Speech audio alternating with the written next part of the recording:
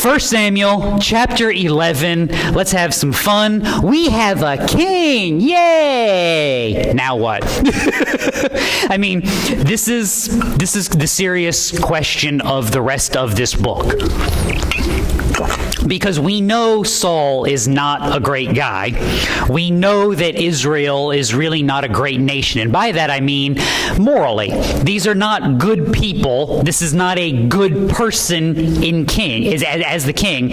So what happens now? We've still got a plan of God. We've still got mercy. We've still got grace. We still have judgment. And all of these things have to come together with all of these people. Welcome to the rest of this book in moving forward. So let's just dive in because this is going to get really fun. And warning, if you're a tinge on the squeamish side, I apologize in advance. There are some things hearkened back to in this chapter that are awkward, and we'll try to cover them as grown adults as best we can. I know I'm going to try as a grown adult as best I can. You've been warned. So, verse 1. Now Nahash the Ammonite. Pause right there because you want to talk about old sins coming back to haunt you. This is at the top of the list. Ammonite. What in the world is an Ammonite? Genesis chapter 19. Lot went up from Zor, stayed in the mountains, and his 2 daughters with him. So you remember this story, right? He's got to flee from Sodom, don't look back. Wife looks back, pillar of salt. Then they make their break for it and flee up into the mountains, just the wife and the daughter, because the sons-in-law would not come with. Or just Lot and the daughter, sorry. He stayed in a cave. Daughters. The firstborn said to the younger, "Our father is old, and there is not a man on earth to come into us after the manner of the earth." All right, they've just watched the valley be destroyed by fire. How many people do they think are now left on the planet? None. 3. Yeah. It's me, my sister, and Dad. "Come, let us make our father drink wine, and let us lie with him, that we may preserve our family through our father." Yeah, we're just going to go with ick and move on. What does that create? Genesis chapter 30. The firstborn bore a son and called his name Moab. He is the father of the Moabites to this day. As for the younger, she also bore a son and called his name Ben-Ami. He is the father of the sons of Ammon to this day. Go team. So if you ever wonder where the Ammonites come from, the Ammonites and the Moabites come from the incestuous relationship of Lot and his daughters. Yay. This is the beauty of the beginning of Genesis, is laying out all of the bad decisions that people make and how we are all stuck dealing with them, millennia later, all because people can't stop and follow God for a minute. But you wouldn't know anything about a world like that at all, would you? You wouldn't know anything about a world where everyone did was right in his own eyes.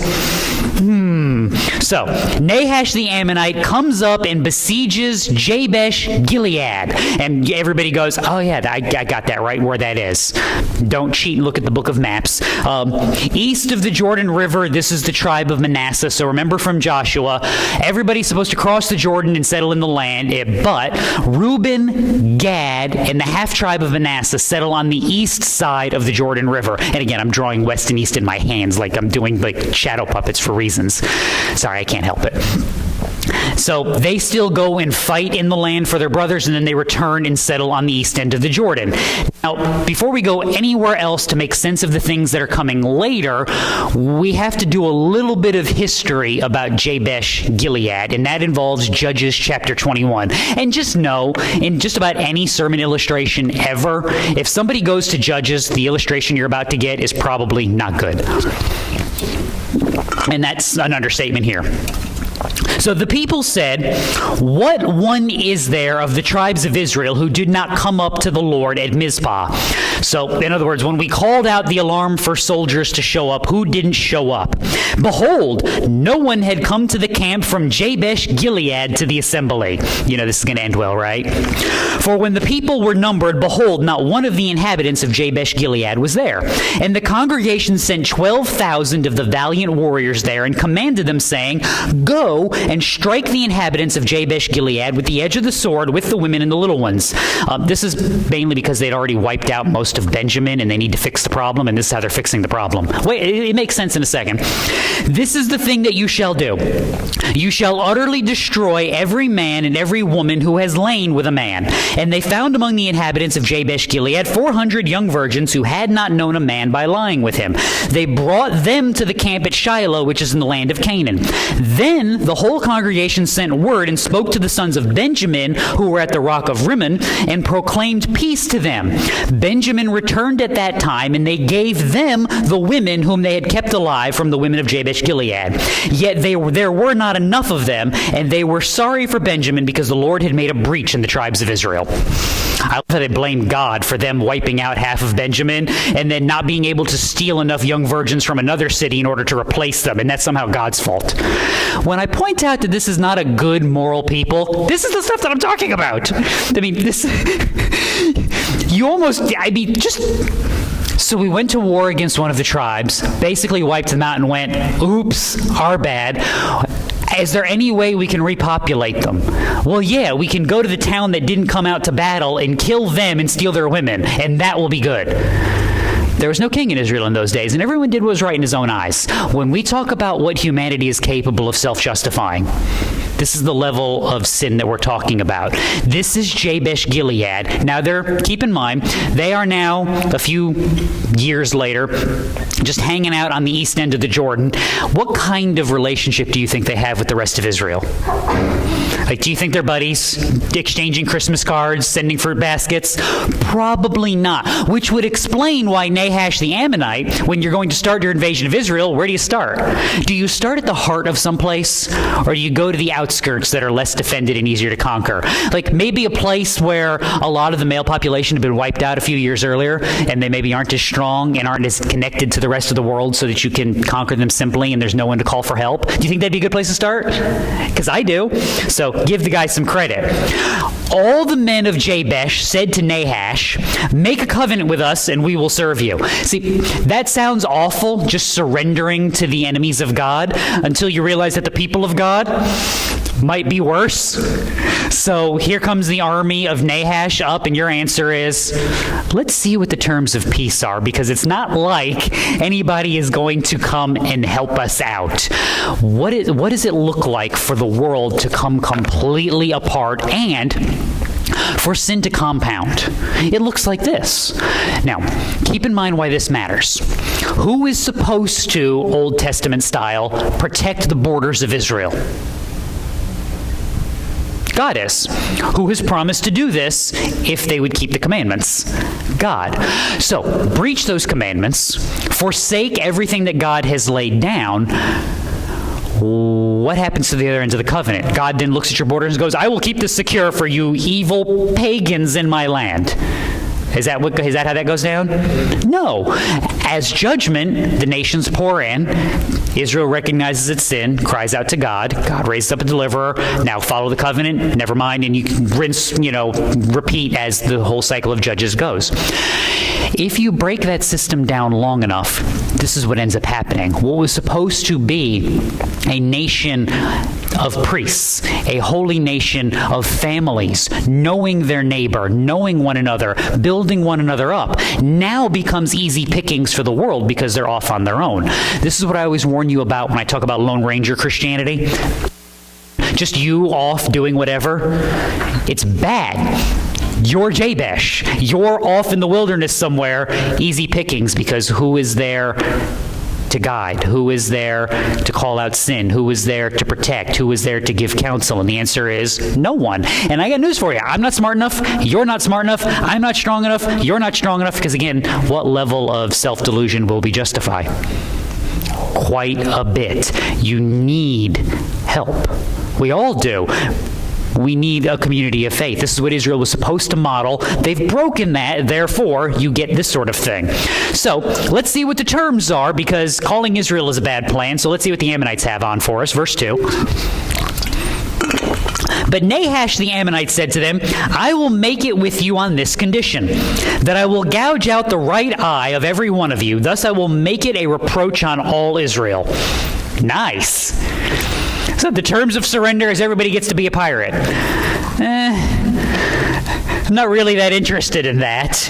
Now, in the ancient world, well, I really can't say ancient world. This was semi-common in the ancient world, and it's going to actually be semi-common in this part of the world from this point, let me see where we are in 1 Samuel, for the next 2,200 years, give or take. So, an example of what I'm talking about is if you take this sort of cultural understanding and then apply it to the medieval world, you get the Byzantine Empire. And what you would see with the Byzantines is if you tried to depose the emperor and then raise yourself up as the emperor, well, the first thing you got to do is make sure that the previous emperor can't come back. So what they would actually do is maim them in such a way that it would disqualify them from service. And that's where you get the weird Middle Ages stuff, like they gouged out an eye, or they cut off an ear, or they cut off his nose, or something like that. Because any sort of physical deformity like that would be disqualifying for service, because it marks you out as a defeated man. You are no longer capable of leading because you have been wounded in battle in such a way. So you're not able to. It kind of extends from this idea. This would mark the townsmen as those who have surrendered. This would be a mark that they are now less than. And Nahash knows this. Now, pause for a second, because once again, who's supposed to secure the borders of Israel again? So, you go to an Israelite city, you mark all of the people as conquered, so that everyone would know it for the rest of their lives. Who has been repudiated by Nahash the Ammonite? God has.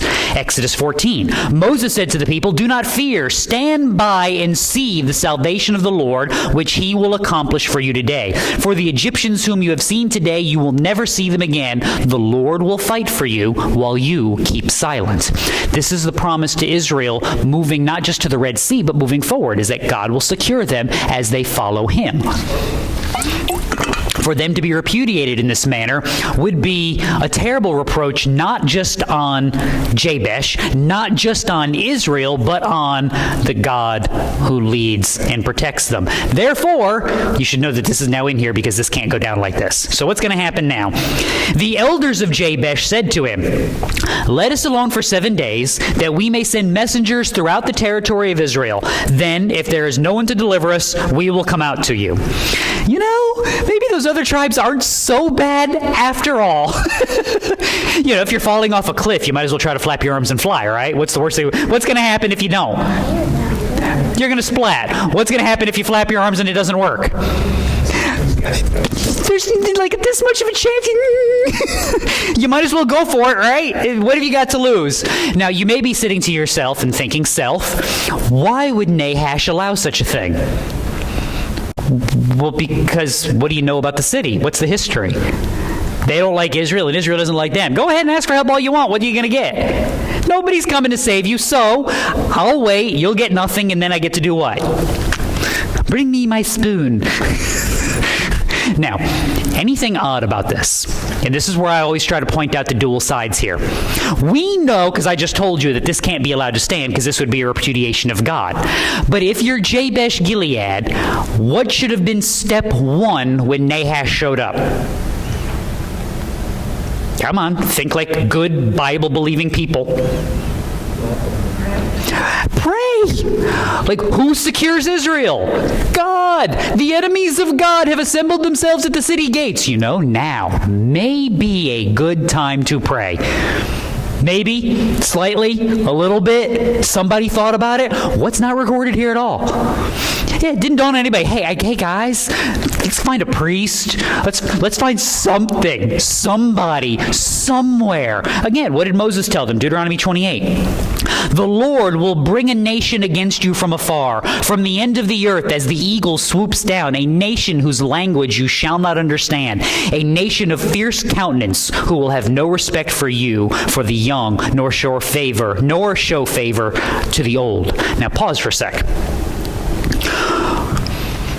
This is why I say that Israel in the time of the judges, and really the beginnings of 1 Samuel, are synonymous with the times of the judges. Why I say they are not a moral people. We joke that prayer should be more than just, an emergency plan, right? Like, it should be more than the bat phone that you call when you have no other options. We know that. But let's be honest. If you don't even pick up the bat phone when you have nothing else left, that's worse, right? Like, I know you don't want to treat prayer as a last resort, but when you don't even treat it as a last resort, that's actually worse than calling out to God as a last resort. And that's what you're seeing with Israel.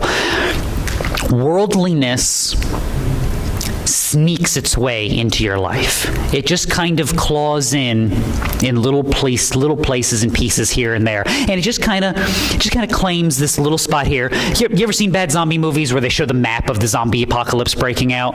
That's kind of how worldliness works. It just kind of takes a little corner of the map over here, and then just kind of moves up, and then next thing you know, what happens?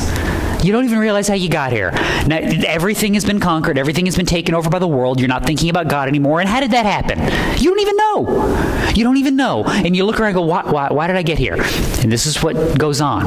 Now, stop for a second.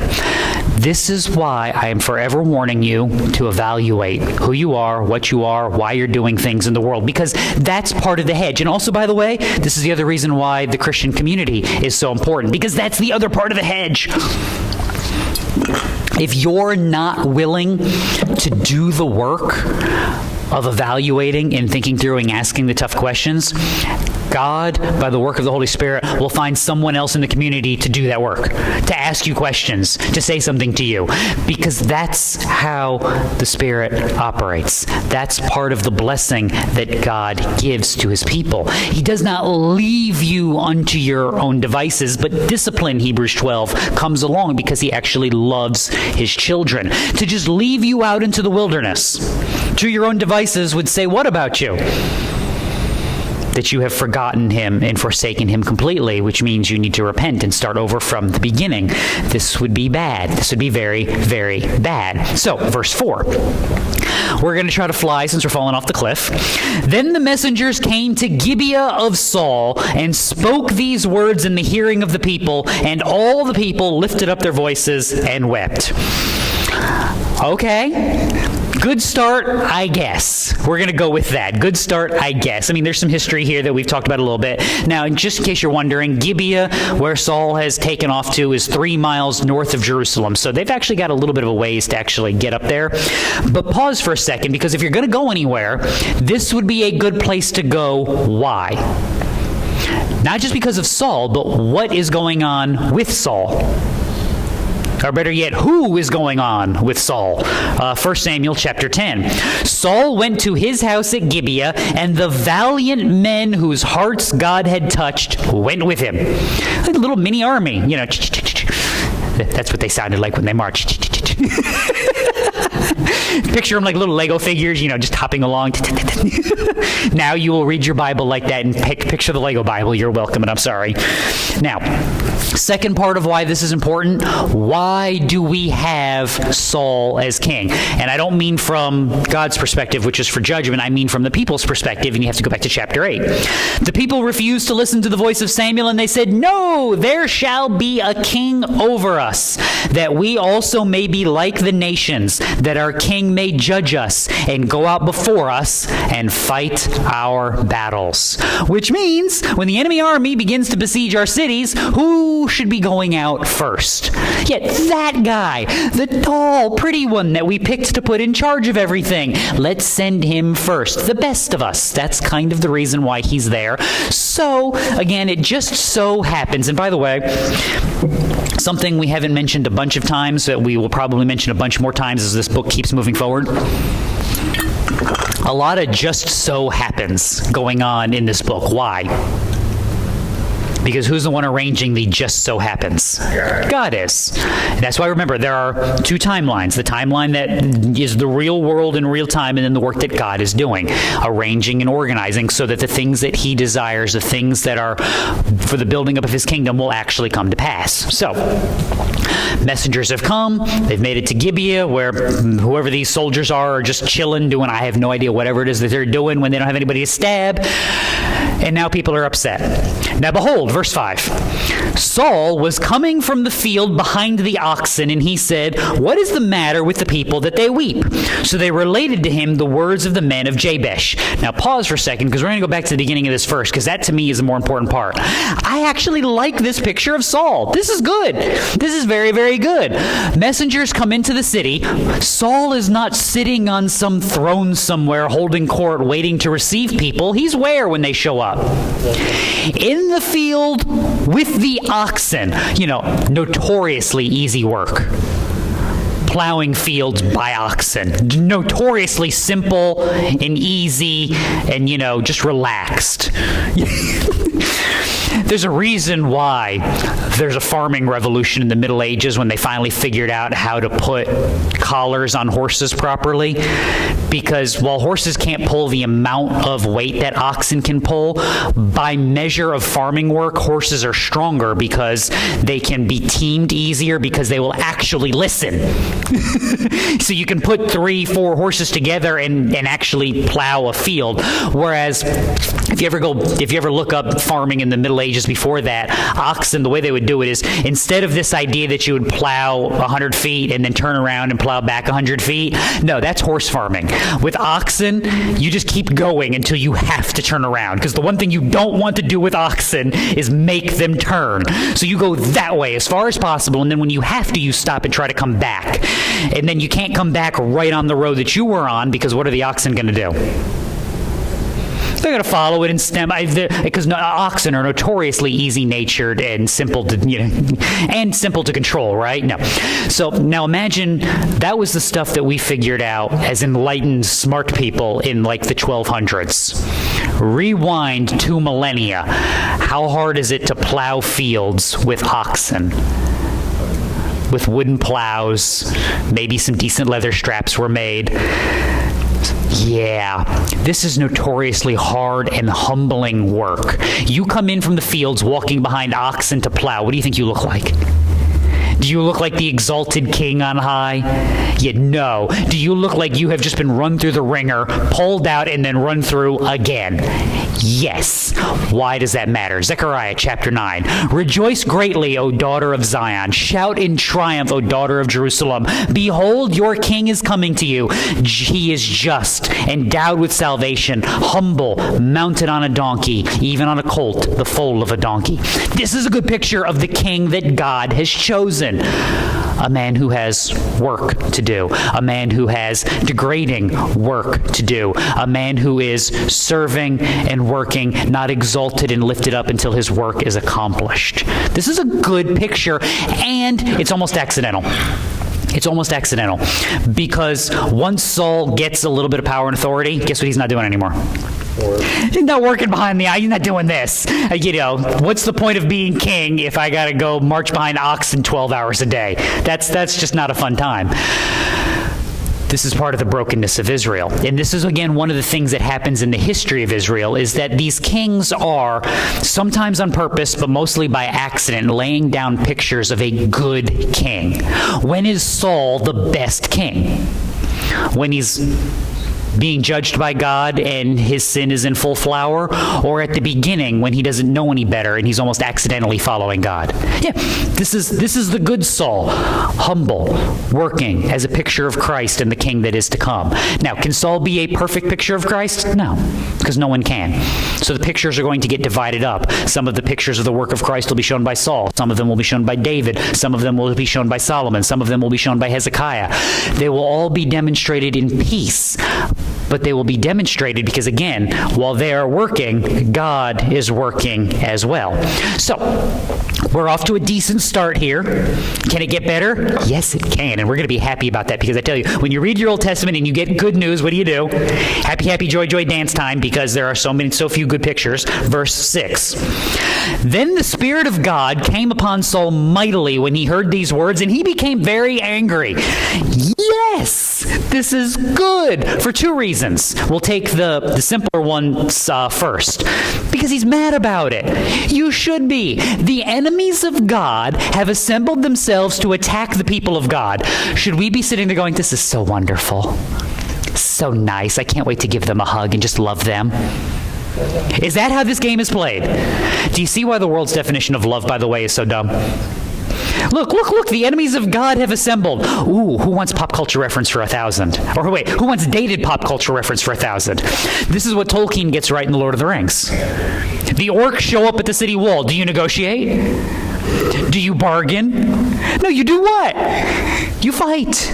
Because they're evil. They're the enemies of God. That's why they're orcs in the book. That's how they're presented intentionally that way. They don't think. They don't, have families. They don't have jobs. They just kill people. That's what they do. They devour and destroy and corrupt and degrade, like sin. And when you encounter it, you don't sit there and go, well, maybe if we loved it a little bit better. Maybe if we teach the world to sing, and then they'll be happy and the orcs will be so pleased with us. Is that how this game is played? No. So, the enemies of God have assembled to attack the people of God. You should be perturbed. We'll use this happy British cucumber sandwich term, right? You should be slightly put out. Saul is. Now notice the why. The Spirit of God came upon Saul mightily when he heard these words. When was Saul going to do something? When was Saul going to be made king? When God made him king. When was Samuel going to pick a king? When God told him who to pick. When was Saul going to actually do something about kingly things? When God moved him and made him. This is very, very good. John 15. Abide in me, and I in you. As the branch cannot bear fruit of itself unless it abides in the vine, so neither can you unless you abide in me. I am the vine, you are the branches. He who abides in me and I in him, he bears much fruit, for apart from me you can do nothing. Now stop. This is where the picture of Saul is very good again as well. Saul's king. You know he's king. I know he's king. He knows he's king. Samuel knows he's king. All Israel knows he's king. Now what, dude? I don't know. So what do you do in the meantime? Go live your life. What's good? What would be good work, Saul? Well, I got some fields I got to take care of. Go do that. That's a good work. That's part of your lot in life. That is a job that you have been assigned. Go do that until you know beyond a shadow of a doubt what you are supposed to do. Christian, welcome to your world. Welcome to your world. We try to complicate things beyond belief. And I blame media. Because that's the good Christian thing to do, right? When in doubt, it's bad movies and bad video games are the fault of everything. Can I get an amen? And get off my lawn. I knew that would be very, yes, when in doubt, get off my lawn. Now, in all seriousness, because without exposure to the entirety of the rest of the planet in your pocket, you have very little most of the time to be jealous about. It's actually harder to covet because you don't know, and you don't know what you don't know. But when I hand you like an Instagram feed or I hand you Pinterest and I get to hand you the news, you're like, woo, there's so many options. Like how many restaurants would you try if you didn't actually see the food or like the slow pour on when they lift the pizza up and the cheese is like, why does it never look like that? Isn't that the most sad thing in the planet? You're like, I watched the commercial and the cheese is like 8 feet long, and you're like, yay! And then you pull it up and you're like, aw. Like you can almost hear the wah, wah, wah. Or, my personal favorite example is always the fast food burgers in the commercials. Don't they actually look good? And then you actually get one and it looks like somebody sat on it on a bus for 12 days and then handed it to you. It's like, why is it gray? See, maturing is going, I want to eat that, but it's just not worth it anymore. But be honest, there was a time in your life, like when you're a kid, you don't know any better, and you're like, ooh, it was so amazing. And then you got taste buds and went, what was I thinking? What was wrong with me, man? But why are we like that? Because we saw it looks so good, and I want to have it. And now this thing that I had that was good 5 minutes ago is now not good anymore. This car is not good. This house is not good. This country is not good. There's nothing good anymore, and I hate all of it. Christian, what do? You live quiet, peaceable lives in service to God, 1 Thessalonians. You worship and you serve day in and day out until you run into something that goes, you know what? God's told me to do something about this. Because wait for it. How do you abide in Christ? Guided by the Spirit, being built up by the Word in wisdom and in truth, so that you know what is good. Always remember that part about you being spurred on by the changing of your heart and the renewing of your mind, is you actually know what you're supposed to do, because God put it in a book. He wrote it down. And said, now this is how you serve. You actually build up the kingdom. You actually make disciples. You actually strengthen yourself. You abstain from sin. You war against it, and you build yourself up on what is good, right, and beautiful, and proper, and following after Christ. And then you do those things, training up family, living well in society, in service to God. Okay, great. And then sin springs up. Okay, congratulations. Now you get to go kill that, like the orcs. Stabby, stabby, pointy, pointy, the whole bit. Throw the, oh shoot, what was the dude they chucked? The dwarf, thank you. Remember, he's like, don't tell the elf, and whoosh. It's the best line in the whole movie, don't tell the elf. Throw him out there, it's half the fun. This is the walk. This is what it looks like. I don't know what I'm supposed to be doing yet, so I'm just going to do what I know is good and right and pleasing in His sight. And then if something pops up, you can handle that and go from there. So, this is where it's going to get weird. And you're like, wait, it's just now getting weird? Yes. Verse 7. He took a yoke of oxen and cut them in pieces and sent them throughout the territory of Israel by the hand of messengers, saying, whoever does not come out after Saul and after Samuel, so shall it be done to his oxen. Then the dread of the Lord fell on the people, and they came out as one man. And you're going, that's like, we sent ox nuggets to everybody and made them come out into battle. Like, seriously, the little pack that, put the Chick-fil-A cow out there and be like, hey guys. Yeah, with the Chick-fil-A sauce, obviously. You gotta dunk the nuggets. Okay, what just happened? All right, remember that history about Jabesh Gilead? We wiped out the people at Benjamin, and then we had no women for them, so we had to steal some women from Jabesh Gilead to give to Benjamin, and that's why Jabesh Gilead doesn't want to call anybody for help. Judges chapter 19 highlights the story, and I will give you the quick Reader's Digest version rather than read all of it, and then we'll read a chunk at the end. So there's a Levite who takes his concubine on a trip, and she is unfaithful and runs away. So he has to go retrieve her, and he stops for the night in Gibeah, which is where Saul is now. And while he is there, the men of the city demand that the Levite be brought out to them Sodom and Gomorrah style, so that they may basically rape him. He decides, the Levite, to throw the concubine to the wolves and shut the door behind her, and the men of Gibeah rape the woman to death over the course of the evening. I told you this was not going to be pleasant, sorry. Now, in response to that, when her master, the Levite, arose in the morning and opened the doors of the house and went out to go his way, behold, his concubine was laying at the doorway of the house with her hands on the threshold. That poor woman is all I'm going to say. He said to her, get up and let's go, but there was no answer. Then he placed her on the donkey, and the man arose and went to his home. When he entered his house, he took a knife and laid hold of his concubine and cut her into 12 pieces, limb by limb, and sent her throughout the territory of Israel. I'm not saying this is good. I'm just telling you this is what he did. And all who saw it said, nothing like this has ever happened or been seen from the day when the sons of Israel came up from the land of Egypt to this day. Consider it, take counsel, and speak up. So we took the concubine, cut her into chunks, and sent her out to Israel. And everyone went, this is terrible what happened to this poor woman. Not the cutting her up part, but the raping her to death in Gibeah. Give Saul, I don't want to say I want to give him a little bit of credit, but there is some history coming full circle here. That woman was treated terribly on multiple occasions in Gibeah, which is where Saul is. I'm probably going to trip that up at least one more time in the process of this book, so just mark that one. That kickoff is what brings Israel up to battle and wipes out half the tribe of Benjamin. which causes them, well, it doesn't cause them, which then leads them to attacking Jabesh Gilead. So Saul, knowing his history, knowing that Jabesh Gilead has come for help, and knowing why they are kind of on the outskirts of Israel, harkens back to this moment to say that we have raised ourselves up for evil. We now must be raised up for what? Which is why, do you notice, so let's come back to our text. Who drug Samuel into this? Like Saul? Like, I need to go into battle and lead the armies of Israel. Bring me the old man. Like, do we need to bring the aged prophet of God along for the ride? Why are we throwing Samuel's name on this? Because all Israel knows what? That he's the priest and prophet and man of God. So Saul is aligning himself in this mission with who? With Samuel, which is aligning himself with God. Now pause, because this is also a little picture into the mind of Saul. Does he need to do that? Does Saul need to do that? No. Saul, who made you king? God did. Who's going to ensure your kingdom?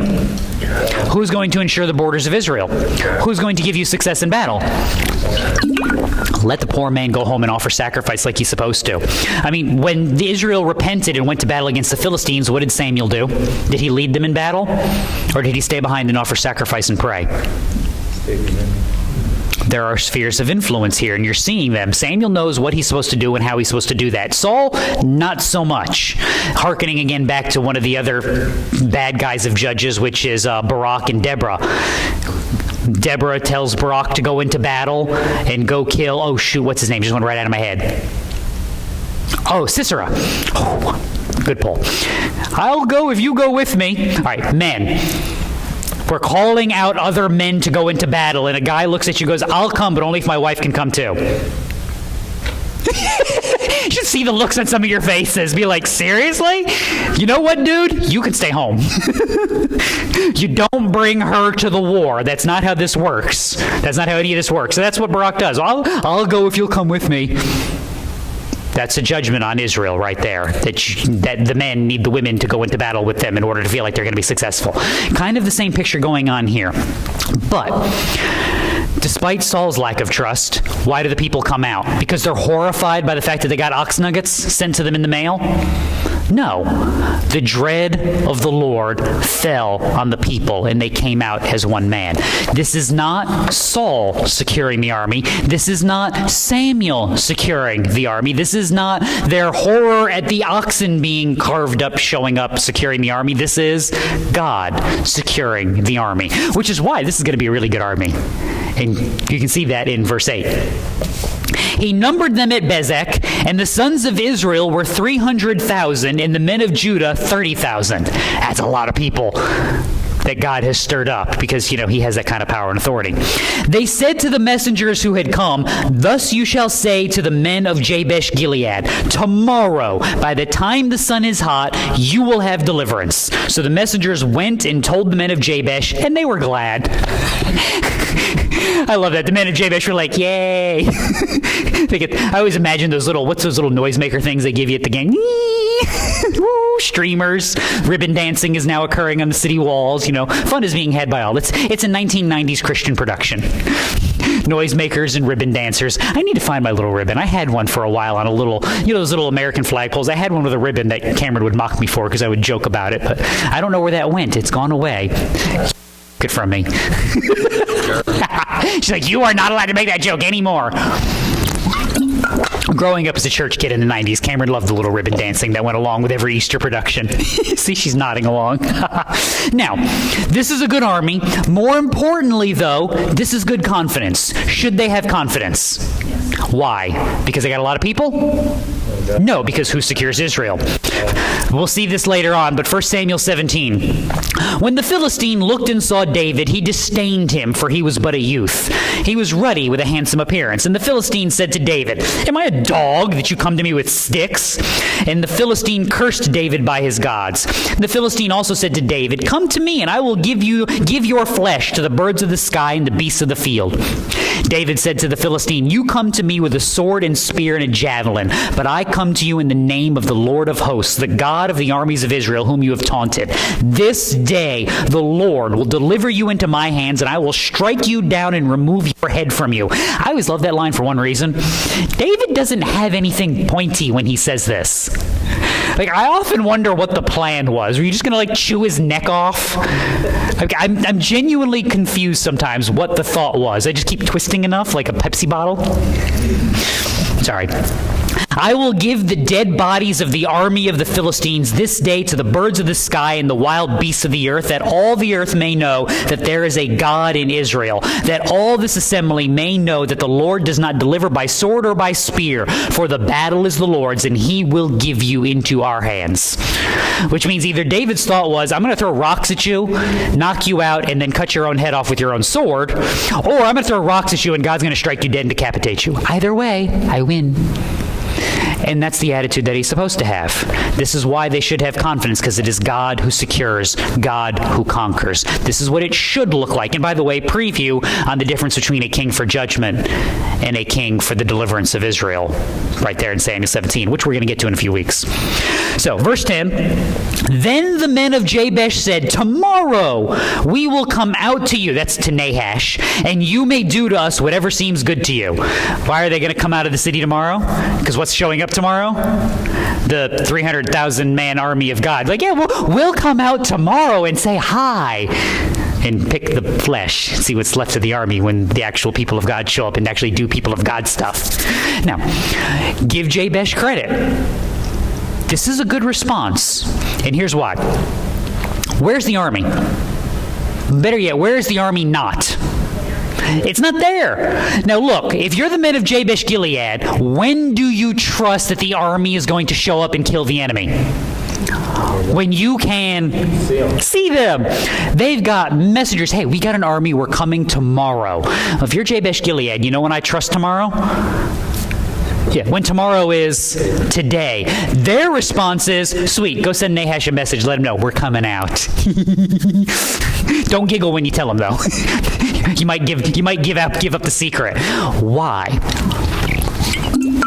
Because again, when I point out that there is the actual timeline of things that are happening, and then there is God working behind the scenes, this is what I'm talking about. The men of Jabesh Gilead were ready to surrender at the drop of a hat. They don't trust Israel. They shouldn't. Then they realize, okay, this is probably worse than we thought. We might want to try this whole trusting thing. Suddenly, Israel is operating like they're supposed to, and they're operating in faith. It's almost like God can change hearts and minds and actually deliver on his promises. Hebrews chapter 11. This is what this looks like. Faith is the assurance of things hoped for, the conviction of things not seen. For by it the men of old gained approval. Faith in what? What will be accomplished. By who ultimately? By God. So, verse 11, I love that there's all this buildup. Now, what do you want next? How many verses of battle do you want? Like, don't you want to know what this 300,000 man army looks like marching in? What happens? The next morning, Saul put the people in 3 companies. They came into the midst of the camp at the morning watch and struck down the Ammonites until the heat of the day. Those who survived were scattered so that no 2 of them were left together. That's it. Like, that's all I get. God's king shows up with the army of God's people, and the enemy is just defeated. Stop me if you've heard this story anywhere else in your Bible before. Who's been victorious here? Who has overcome? Be gracious to me, O God. Be gracious to me.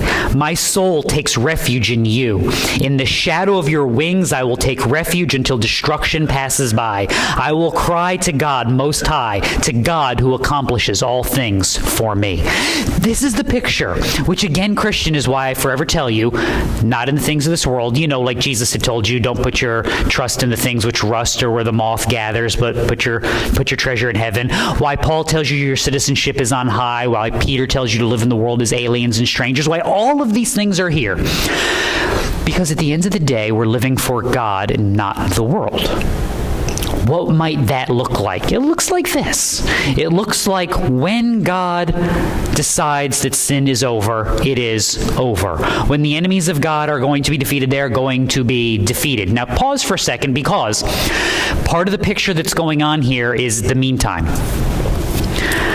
You're Jabesh Gilead. What's your world been like? Has it been fun? Been a spanky good time, day in and day out? I mean, yeah, has God used Israel to deliver your town? Yes.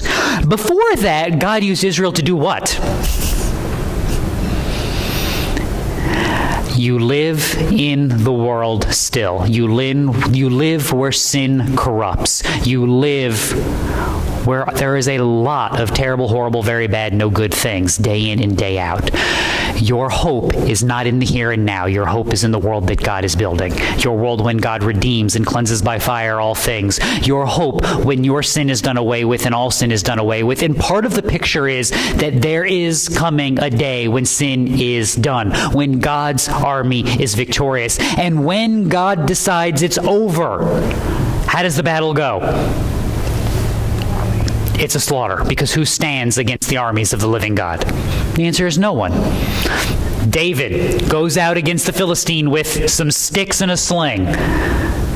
Gee, this is why I always laugh. Who's the David and Goliath? Who's the actual favorite in the fight in the David and Goliath story? We still use that culturally, right? When David takes down Goliath, he was always going to. He was always going to. We'll talk about that when we get to this in the book. Like, he was just anointed king 5 minutes ago in the book. Like, he was always going to win. It's not like we anointed him king and then we're going to go get him killed by some giant. And because the Philistine comes out mocking God and David comes out praising God, you knew how the story was going to end. The real underdog is the big guy in the story. He had no shot. Because when God goes to battle against the enemies are defeated. Not just a little bit, but totally, till no two of them were left together. So, now what? Well, it gets interesting, believe it or not. Then the people said to Samuel, "Who is he that said, 'Shall Saul reign over us?' Bring the men that we may put them to death." Like, seriously, people? We just gathered together as the people of God, slaughtered the enemies of God, and now your response is, let's kill some more people. Gee, there's no worldliness left in the people, is there? Not even a little bit. Yeah, there's no worse fans than bandwagon fans. Like, Saul was just chilling, plowing the field with the oxen, and now it's like, anybody who thought this was a bad plan, we should probably go kill those guys. And keep in mind, they were there. You see in chapter 10, certain worthless men said, "How can this one deliver us?" And they despised him and did not bring him any present, but Saul kept silent. Now, keep in mind, they're wrong for disparaging God's anointed king, but they're also right, because can Saul deliver? No, God is the one who delivers. So they would like to kill these people. Saul said, "Not a man shall be put to death this day, for today the Lord has accomplished deliverance in Israel." Be honest, of all the people you thought were about to drop excellent theology, Saul was not at the top of your list, was he? And yet here we are. Why? What's going on here?